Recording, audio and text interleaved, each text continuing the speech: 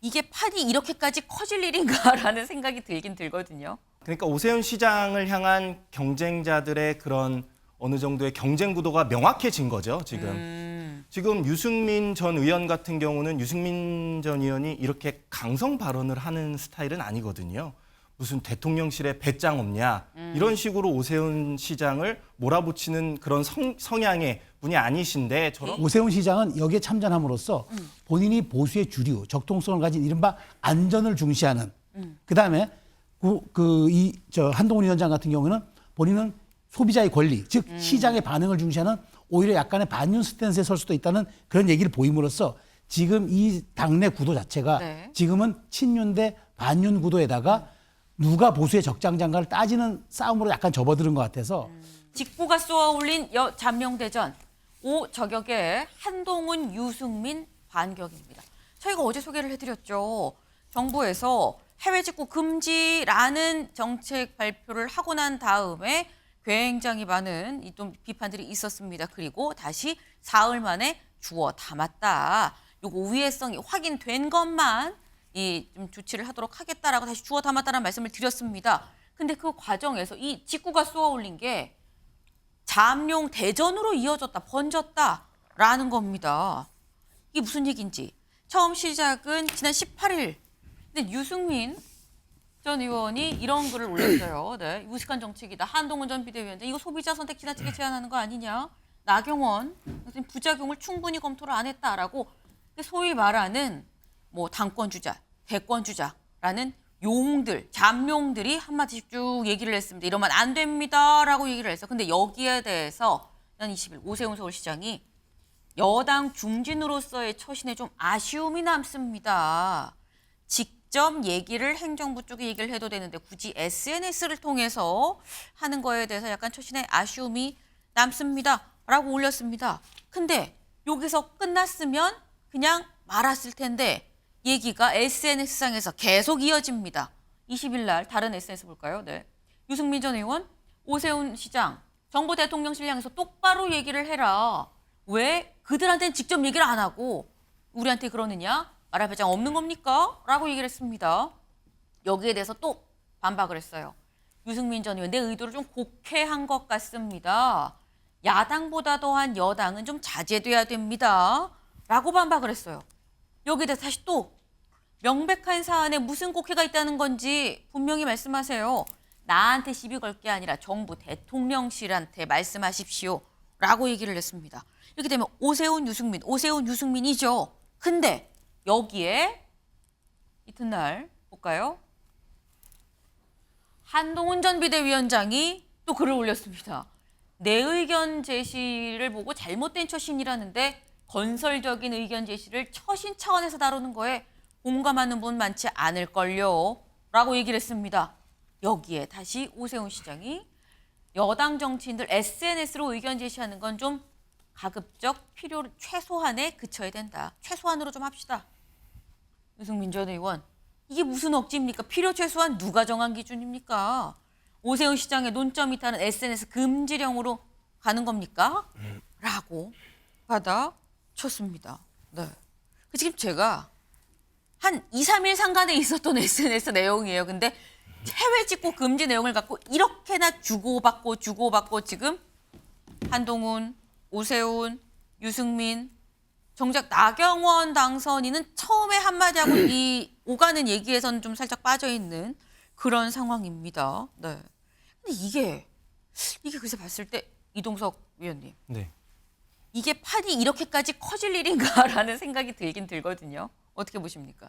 그만큼 오세훈 시장이 네. 대권 주자로서 굉장히 강한 입지력을 그러니까 후보가 네. 상대 경쟁자가 드러내준 것이 아닌가 그렇게 생각을 오세훈 해봐요. 시장을 견제하는 세력이 확인됐다. 맞습니다. 그러니까 오세훈 시장을 향한 경쟁자들의 그런 어느 정도의 경쟁 구도가 명확해진 거죠, 지금. 지금 유승민 전 의원 같은 경우는 유승민 전 의원이 이렇게 강성 발언을 하는 스타일은 아니거든요. 무슨 대통령실에 배짱 없냐 이런 식으로 오세훈 시장을 몰아붙이는 그런 성향의 분이 아니신데 저런 개인에 발언을 대해서는 했다는 잘 안 거는 하고 또 윤석열 정부나 뭐 이런 정부 쪽에 대해서는 얘기를 하죠. 맞습니다. 네. 그리고 지금 뭐 굉장히 한동훈 전 위원장까지 합세해서 이런 모습을 보이는 것은 저는 국민의힘 입장에서는 굉장히 좋은 모습이다라고 생각을 해요. 이런 게 정말 건강한 당이고 건강한 민주정당이라고 저는 생각이 들고요.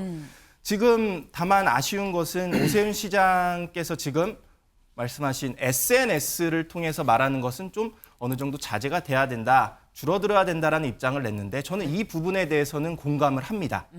하지만 지금 유승민 전 의원이나 한동훈 전 위원장 같은 경우는 SNS를 통한 정치를 할 수밖에 없는 입장이에요. 왜냐하면 뭐 원내 입성을 했다든지 그런 부분이 아니기 때문에 그런 부분에 있어서는 어느 정도의 상대방의 이해를 좀 해주는 그런 톤다운을 하는 모습이 어느 정도 되면은 더욱더 멋진 모습으로 나타나지 않을까 그런 생각을 합니다.